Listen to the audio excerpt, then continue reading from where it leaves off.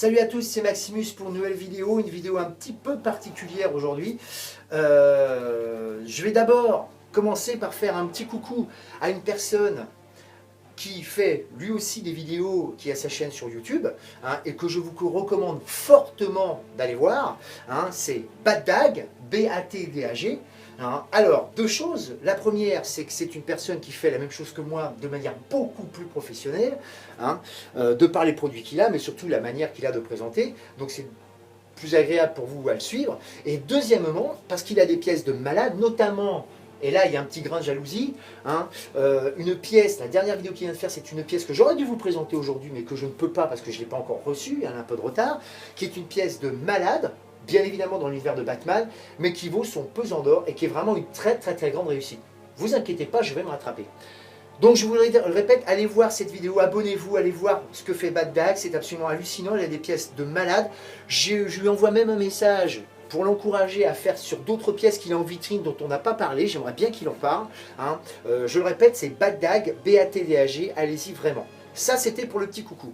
La deuxième chose, je ne vais pas vous parler de Prodor aujourd'hui, je vais vous parler de deux films, pas que de ces deux-là, mais deux films long métrage d'animation, tirés de bandes dessinées de Frank Miller, qui sont alors Batman The Dark Knight Returns. Alors là, vous voyez deux films, pourquoi? Parce que l'histoire est tellement dense, importante et bien faite, que vraiment, pour moi, c'est un avis personnel, ça n'engage que moi, mais pour moi, c'est au moins d'un niveau d'un Batman de Christopher Nolan. Alors bien évidemment, on n'est pas sur un produit hein, qui fait 250 millions de dollars de budget. Hein, je le répète, c'est un film d'animation.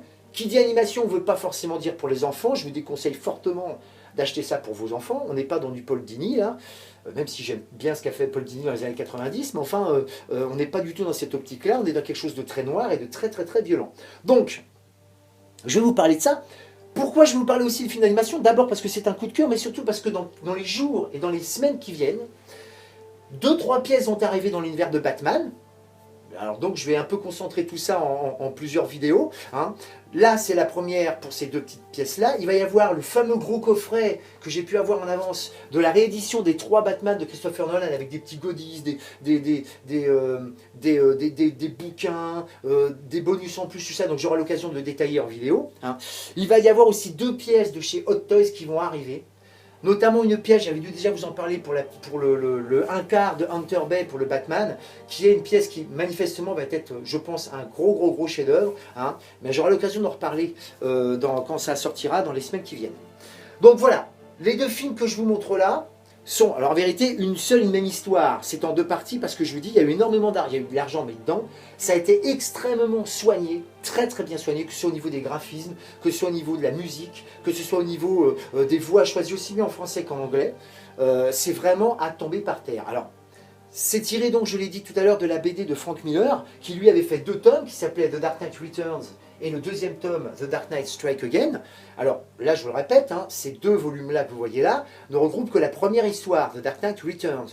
Strike Again sortira, je pense, dans quelques mois, hein, voire peut-être l'année prochaine. En Blu-ray aussi pareil, il n'y a pas de raison qu'il s'arrête, parce que franchement, c'est une très grande qualité. Et cerise sur le gâteau, là vous voyez des imports, mais vous pouvez vous les acheter en France, ils sont sortis. Et c'est aussi pour ça que j'en parle, parce que je ne comprends pas que quand des films comme ça sortent, d'une qualité pareille, on n'en parle pas. Autant vous parler du Disney Pocahontas numéro 12, qui est dessiné à la gouache, avec les pieds, et c'est d'un moche à tomber par terre, autant ça, on n'en parle pas. Et pourtant, l'initiative est bonne, donc il faut en parler. Et je peux vous assurer que si vous achetez ça, vous allez avoir affaire à un Batman que moi je dirais augmenté. Alors l'histoire rapidement, on est à des années où Batman faisait régner la loi à Gotham, hein, donc Bruce Wayne ne devient pas grabataire mais âgé. Hein, il reste donc, Batman ne sort plus du tout donc la nuit, il n'existe plus. Bruce Wayne continue sa vie de milliardaire avec ses anciens amis, commissaire Gordon et d'autres. Des nouveaux méchants refont surface, font surface, qui s'appellent les Nouveaux Mutants, ils se font appeler les Nouveaux Mutants, et les vieux démons de Bruce Wayne ressurgissent, et donc il reprend le costume pour aller, entre guillemets, leur botter les fesses. Et quand je vous dis leur botter les fesses, c'est un euphémisme. Je peux vous assurer que les 2 films sont assez violents, hein. Je le répète, c'est noir, mais très violent. c'est pas gore, mais très violent. Hein. Donc n'achetez pas ça à vos enfants. Hein. C'est pas, je dis pas qu'ils vont pas l'aimer, mais enfin, commencez plutôt par le vieux Batman en dessin animé. Là, on est vraiment sur quelque chose d'adulte complètement. Et j'ai envie de dire, et là c'est une critique personnelle, ça représente totalement pour moi le personnage de Bruce Wayne, qui est pour moi une personne qui est prête à péter les plombs à n'importe quel moment. Hein, on le voit même dans la Ligue de Justice, moi j'ai toujours interprété comme ça, et on voit bien, alors il pète pas réellement les plombs, mais si vous voulez, là il a bien l'intention de botter les fesses aux bad guys, et il n'a pas l'intention d'y revenir, si vous voyez ce que je veux dire. Donc voilà, et il est tellement hors de contrôle à un moment donné, que dans la deuxième partie, ici, il y a une méga baston avec Superman. Je peux vous assurer que c'est une baston d'anthologie. Je ne vous dévoile rien d'autre, je peux vous assurer, allez-y les yeux fermés, achetez-les, vous ne serez pas déçus. Vous ne serez pas déçus. Ça, c'était pour mon coup de cœur pour ces deux films-là. Je le répète, c'est pas la peine d'en acheter un et pas l'autre parce que ça fait vraiment partie d'une seule et même histoire. Voilà. Une autre raison me fait parler de ça, parce qu'il y a eu d'autres éditions qui sont sorties, mais là, je crois qu'ils ne sont pas sortis en France, ou alors que en DVD, et croyez-moi, vu le soin apporté au dessin, à la dynamique et tout, autant les avoir en Blu-ray. Il y a eu le dernier en date, c'est pas que sur Batman, c'est plus sur la Ligue de Justice mettant en avant Flash, c'est The Flashpoint Paradox. Alors là, c'est la Ligue de Justice, alors je le montre, hein, voilà. En plus, regardez un peu les covers, elles sont superbes, enfin moi j'adore personnellement.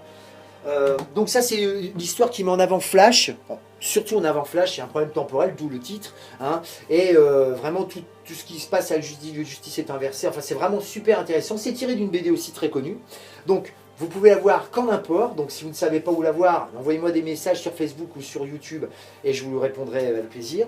Il y a une autre édition d'une bande dessinée très connue de Batman, qu'il a que sur Batman, qui est Year One, ça aussi c'est à tomber par terre, avec de la VF aussi, ainsi que Flashpoint Paradox, je vous le remontre, hein. C'est vraiment à tomber par terre, ça aussi c'est vraiment super. On est en cran en dessous des deux vidéos là, mais je peux vous assurer que c'est vraiment très très réussi. Et il y a une autre vidéo qui date depuis quelques temps maintenant, qui elle n'est qu'en VO sous-titrée, mais que je vous conseille aussi fortement, c'est Batman Under the Red Hood, qui est très très très bon aussi, hein. Très noir, je le répète en VO sous-titré, c'est dommage, mais bon, ça reste quand même de l'animé, hein, donc il n'y a pas besoin d'avoir fait Bac plus 6 pour comprendre ce qui se passe. Tous ces films-là, vous pouvez les avoir en VO sous-titré ou VF aux États-Unis. Quelques-uns sont sortis en France, il faut saluer l'initiative, mais pas tous. Hein. Donc n'hésitez pas si vous voulez avoir des renseignements, et je vous assure, quand ils sont bien faits, et ils sont bien faits, il faut les acheter. Moi, pour moi, ça fait partie vraiment d'une extension et des films et des bandes dessinées. D'accord? Voilà. Donc je le répète, c'était la présentation des deux films là que vous voyez, donc The Dark Returns partie 1 et 2 en Blu-ray. Achetez-les en Blu-ray, hein, si vous êtes équipé bien évidemment. Achetez-les en DVD si vous ne pouvez pas faire autrement, mais achetez-les vraiment en Blu-ray, vous ne serez vraiment pas déçus. Et j'attends d'ailleurs vos retours sur YouTube pour voir si effectivement vous les avez regardés et ce que vous en avez pensé. Voilà, c'est terminé pour ces films-là. Je le répète, allez voir. Je vous encourage fortement à aller voir donc la chaîne de Bad Dag, hein, qui fait des choses absolument sublimes. Hein. Et écoutez, je vais vous dire au revoir et à bientôt pour une prochaine vidéo.